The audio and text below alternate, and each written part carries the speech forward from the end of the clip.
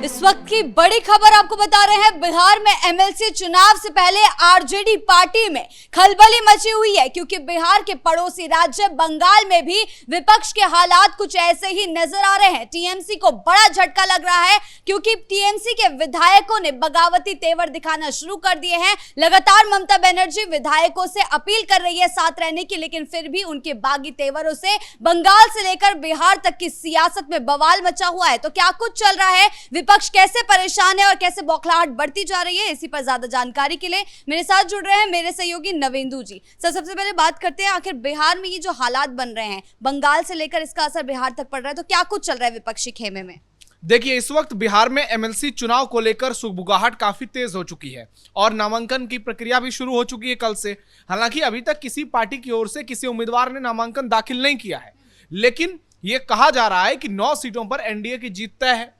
एक सीट के लिए आरजेडी और महागठबंधन पूरी कोशिश करेंगे कि वो अपने उम्मीदवार को चुनाव जिता पाए। लेकिन दूसरी तरफ इस बात को लेकर भी चर्चा तेज है कि हो सकता है बीजेपी 10वें सीट के लिए उम्मीदवार उतार दे, क्योंकि हमने देखा कि अभी राज्यसभा चुनाव में किस तरीके से कांग्रेस के 3 और आरजेडी के एक विधायक जो है फैसल रहमान, वो वोटिंग से गायब हो गए और उसके बाद जो जीत नजर आ रही थी एडी सिंह की, वो हार में बदल गई। ऐसे में सवाल यह उठ रहा है, क्या बिहार में आरजेडी में कांग्रेस में भयंकर टूट होने वाली है? क्योंकि कई विधायक जो हैं आरजेडी कांग्रेस के, वो बीजेपी के संपर्क में बताए जा रहे हैं, सम्राट चौधरी के संपर्क में बताए जा रहे हैं, क्योंकि गाजियाबाद में तेजस्वी यादव के बेटे इराज का जन्मदिन हुआ और उसमें सभी बड़े नेताओं को बुलावा गया था, लेकिन उस मीटिंग में आरजेडी के कई विधायक और सांसद नहीं पहुंचे। हालांकि सांसद केवल 4 हैं आरजेडी के पास, लेकिन विधायक जो 25 हैं, अब तो 24 ही कहिए, तो 24 में एक खुद तेजस्वी यादव है, तो वो नहीं पहुंचे। तो उसके बाद ये सवाल उठना शुरू हो गया, क्या राज्यसभा चुनाव की तरह एमएलसी चुनाव में भी और बड़ा टूट हो सकता है? क्योंकि इस वक्त बिहार के पड़ोस में पश्चिम बंगाल में ममता बनर्जी की पार्टी में भयंकर टूट देखने को मिल रहा है और जिस तरीके से टीएमसी में भगदड़ मची हुई है, उससे यह अंदाजा लगाया जा रहा है कि एक तरफ बिहार में तो दूसरी तरफ बंगाल में इस वक्त विपक्ष की हालत बहुत ज्यादा खराब है। ममता बनर्जी बैठक बुलाती हैं, 80 विधायक हैं उनके, जिसमें से 2 को तो उन्होंने निष्कासित ही कर दिया है पार्टी से, लेकिन 78 में 20 विधायक भी मीटिंग में नहीं पहुंचते हैं। 60 से ज्यादा विधायक मीटिंग से गायब हो जाते हैं। आप समझिए कि यह ममता बनर्जी के लिए कितना बड़ा झटका है। 15 सालों का सत्ता और एक प्रभाव जो है पश्चिम बंगाल में उनका, वो बिल्कुल खत्म होता हुआ नजर आ रहा है। शुभेंदु अधिकारी जब से सीएम बने हैं, तहलका मचाया हुआ है उन्होंने, जिस तरीके से प्रचंड एक्शन ले रहे हैं। कोई कल्पना नहीं कर सकता था कि जिस लेफ्ट के 35 साल के शासनकाल को ममता बनर्जी इस तरीके से उखाड़ के फेंकेंगी और उसके बाद इतनी मजबूत हो जाएंगी कि पश्चिम बंगाल की सियासत में एक पत्ता भी उनकी मर्जी के बिना नहीं हिलेगा।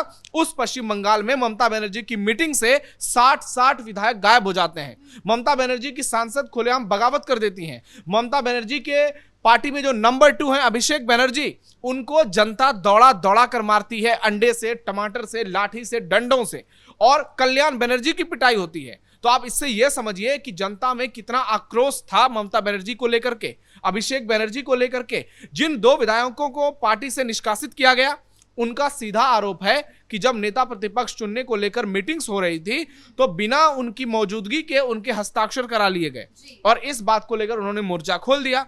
इसके बाद पार्टी ने कार्रवाई करते हुए बनर्जी और संदीपन साहा को पार्टी से निलंबित कर दिया, विधायक के पद से हटा दिया।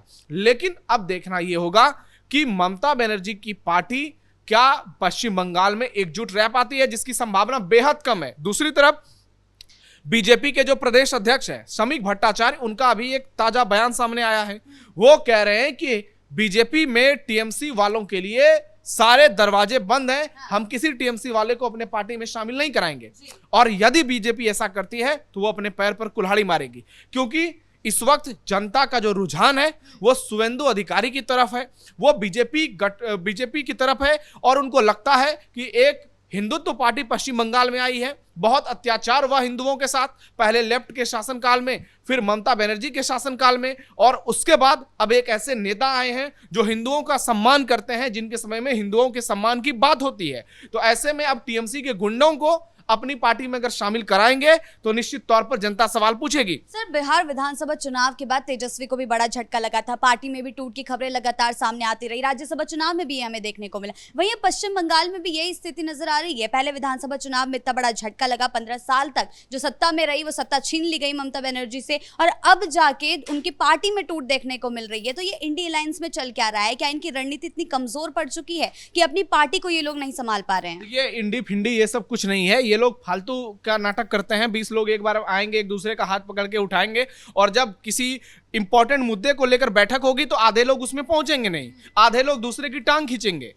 और पश्चिम बंगाल में ममता बनर्जी तो खुद को बेताज बादशाह समझती थी। उनको तो लगता था कि इस पूरे भारत में उनको हराने वाला कोई नहीं है।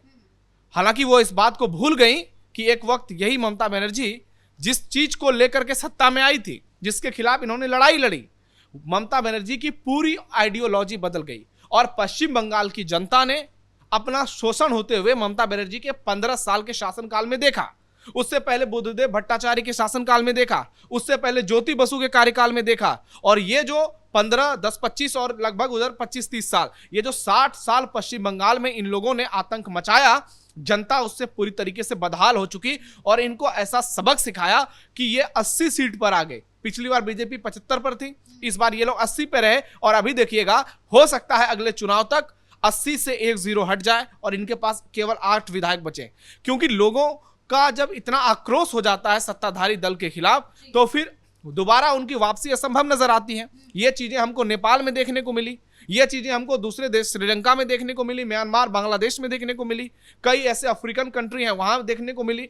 लेकिन भारत एक डेमोक्रेटिक कंट्री है, इसके बावजूद पश्चिम बंगाल में जिस तानाशाही रवैया को ममता बनर्जी ने अपनाया, हिंदुओं का जिस तरीके से शोषण किया, ऐसा आरोप खुलेआम हिंदू लगाते हैं।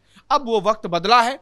देखिए, इंडी गठबंधन पर भी लोगों का भरोसा इसलिए नहीं है क्योंकि ये सारे लोग, आप देखिए इनमें जो सिमिलरिटीज हैं कि सबका एक ही एजेंडा है, हिंदुओं का विरोध करो।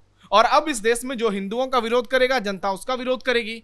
और इसलिए पश्चिम बंगाल से टीएमसी, तमिलनाडु से डीएमके, महाराष्ट्र से ये उद्धव ठाकरे की पार्टी, उसके अलावा आप देखिए देश की तमाम राज्यों में अखिलेश यादव उत्तर प्रदेश से, तेजस्वी यादव बिहार से, केरल से वामपंथियों की सरकार चली गई। तो ऐसे में अब जो स्थिति बन रही है पूरे देश में, अब इनके पास अपनी इतनी जनाधार तक नहीं बची हुई है कि ये दूसरे को चुनौती दे सकें। पहले अपनी पार्टी को बचाना है, इनके लिए यही सबसे बड़ी चुनौती है। लेकिन सर, जनता का आक्रोश देखते हुए इन लोगों में और खलबली मचती जा रही है, सीधा सीधा सरकार को घेरने की कोशिश कर रहे हैं। और तेजस्वी यादव ने भी यही कहा है, अभिषेक बनर्जी पर जो हमला हुआ वो जनता का गुस्सा फूटा था। हालांकि लोकतंत्र में ये सब गलत है, हिंसा नहीं करनी चाहिए, लेकिन फिर भी जनता का गुस्सा जब फूटा तो अब तेजस्वी यादव भी सरकार पर हमला कर रहे हैं कि सरकार वालों ने ये सब करा है, बीजेपी ये सब करवा रही है और बीजेपी को लोकतंत्र से कोई मतलब नहीं है। नहीं, देखिए, जितने भी मामले पश्चिम बंगाल में देखने को मिल रहे हैं, ये सारे लोग एक तरफा बयानबाजी कर रहे हैं।